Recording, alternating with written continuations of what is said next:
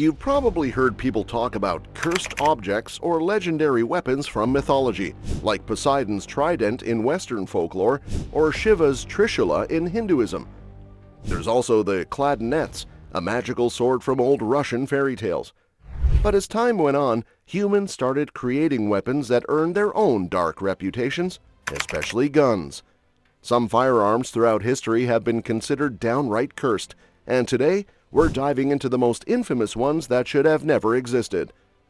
Let's kick off this cursed video, cursed gun history, with one of the most laughably bad firearms ever made, the USFA Zip-22.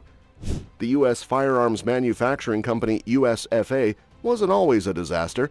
In fact, they were well known for making affordable replicas of classic Colt revolvers. But in 2013, everything changed when the company's owner, Douglas Donnelly, decided to create a brand new firearm. To fund this ambitious project, USFA sold off all their tooling machines. The result? One of the worst guns ever produced, the Zip-22.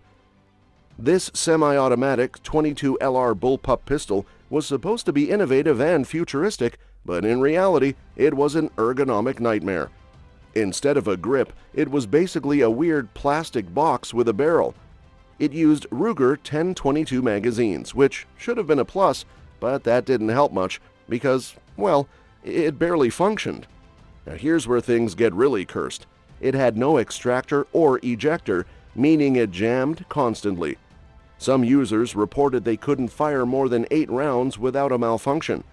If a round did fire, the spent casing would fly out at random angles, sometimes landing right on the shooter's hand, burning them in the process. Instead of a normal charging handle, the Zip-22 had 2 tiny rods above the barrel. One was supposed to chamber a round, but the other just reset the striker. Push the wrong one, and you could double feed or, even worse, accidentally fire a round while your hand was near the muzzle. Between its constant failures and outright dangerous design, the Zip-22 quickly earned its reputation as a cursed firearm. And unsurprisingly, it led to USFA shutting down completely in 2017. A gun so bad, it took an entire company down with it. Now that's next-level cursed. Now, let's dive into one of the most infamous guns of World War II, the M50 and M55 Riesing submachine guns. During the brutal island-hopping campaigns in the Pacific, U.S. Marines needed a compact and reliable firearm to handle the close-quarters jungle warfare. The Thompson submachine gun was getting outdated, so the military started looking for a replacement. Enter the M50 Riesing, a gun that, on paper, seemed like a solid choice, but quickly turned into a nightmare in the field.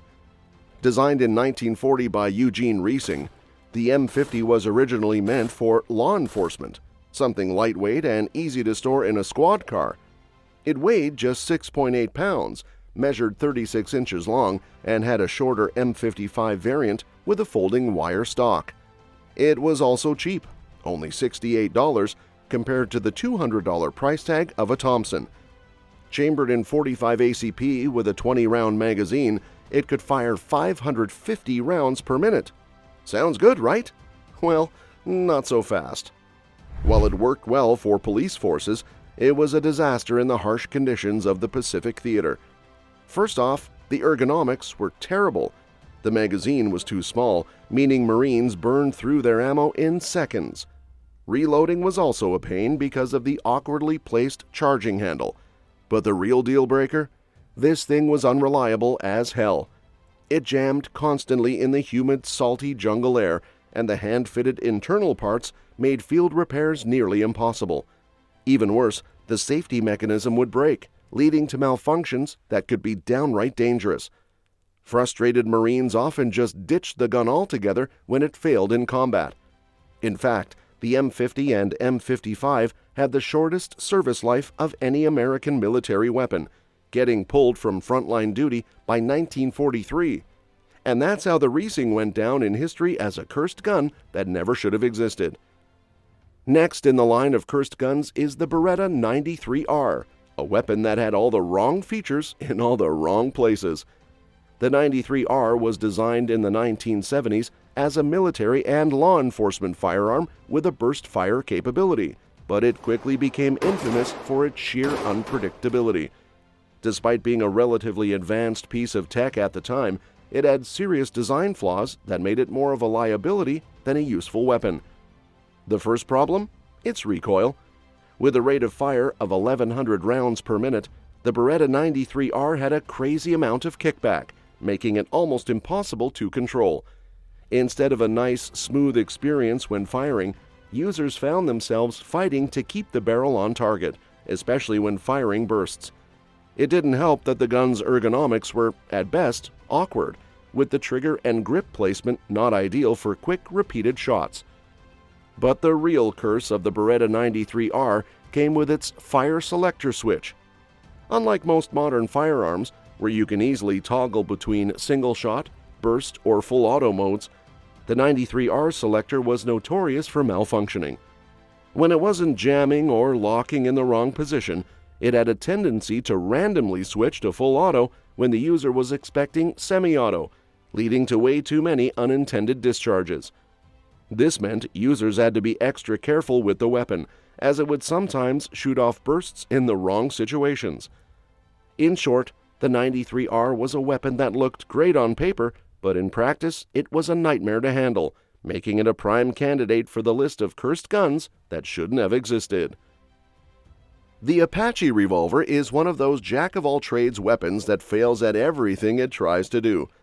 Developed in France in 1869 by Lou Dahl, this revolver was designed to be a combination of 3 weapons: a firearm, a folding knife, and a brass knuckle duster.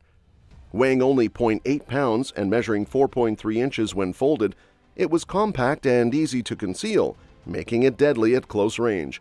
But that's where the positives end.